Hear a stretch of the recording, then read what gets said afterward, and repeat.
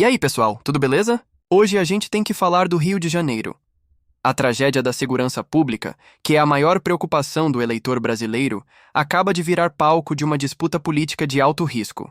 O Planalto vê na mega operação levada a cabo pelo governador Cláudio Castro uma ação eleitoral pura e simples. Estamos falando de uma operação que resultou num elevado número de mortes e que, segundo denúncias da Defensoria Pública, incluiu violações de direitos e socorro negado. Puxa vida, o que está em jogo é: a vida dos cidadãos está sendo usada como moeda de troca política? E o pior, por que o Rio de Janeiro não usa os bilhões que o governo federal envia para a segurança?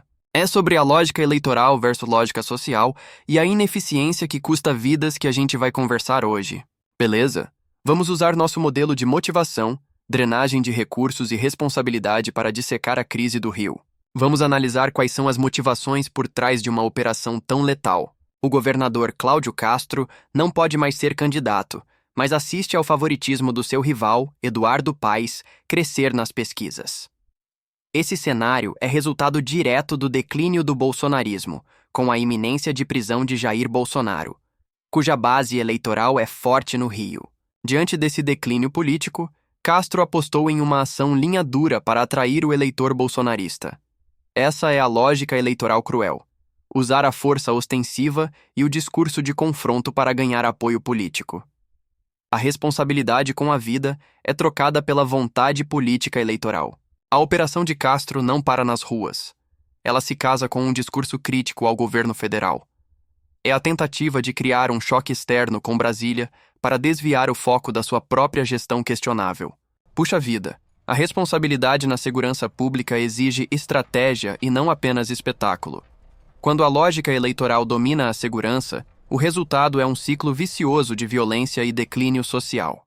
Lógica social é traída pela ineficiência burocrática e a lógica corporativa entra em cena. Enquanto a população do Rio vive em zona de guerra e a Defensoria denuncia violações, o Rio de Janeiro tem milhões em recursos federais parados nas contas. 104 milhões do Fundo Penitenciário Nacional inutilizados. 174 milhões de saldo disponível do Fundo Nacional de Segurança Pública. O dinheiro não está sumindo por falta de vontade política em Brasília, mas por ineficiência burocrática no Estado. É a lógica da drenagem que transforma o recurso da ascensão em declínio social. O governo federal, em sua resposta, aponta os dados, mostrando que recursos e apoio não faltam, falta gestão. O exemplo do corporativismo. Essa ineficiência na gestão contrasta brutalmente com a eficiência do Congresso quando o assunto é autoproteção. A chamada PEC da blindagem, que tentava fazer com que o Congresso autorizasse processos criminais contra seus membros, foi o exemplo máximo de como a classe política se mobiliza rapidamente para garantir a impunidade e não a segurança da população. Enquanto os políticos tentam criar um escudo constitucional para si mesmos, ignorando a voz das ruas e as pesquisas que mostravam 83% de rejeição, o dinheiro que poderia estar blindando o cidadão do Rio contra a violência fica parado nas contas.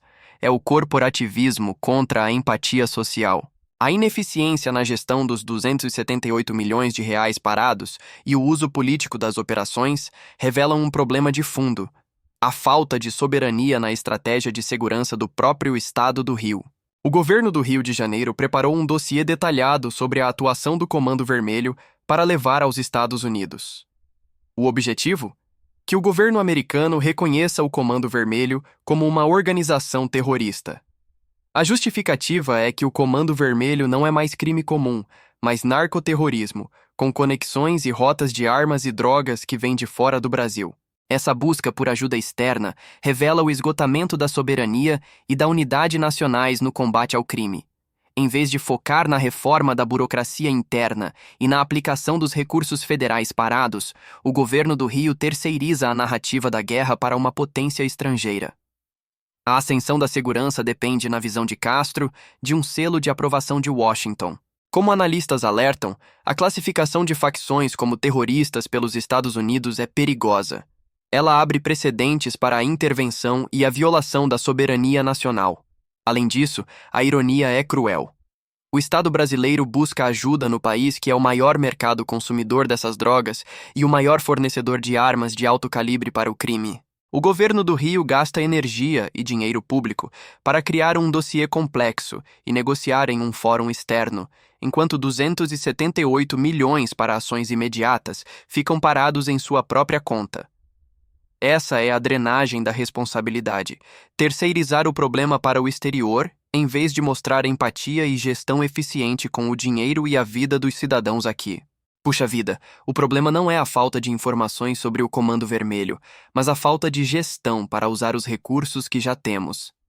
A soberania de um Estado se mede pela sua capacidade de resolver os próprios problemas com os próprios meios. A responsabilidade do governo do Rio não é criticar a União.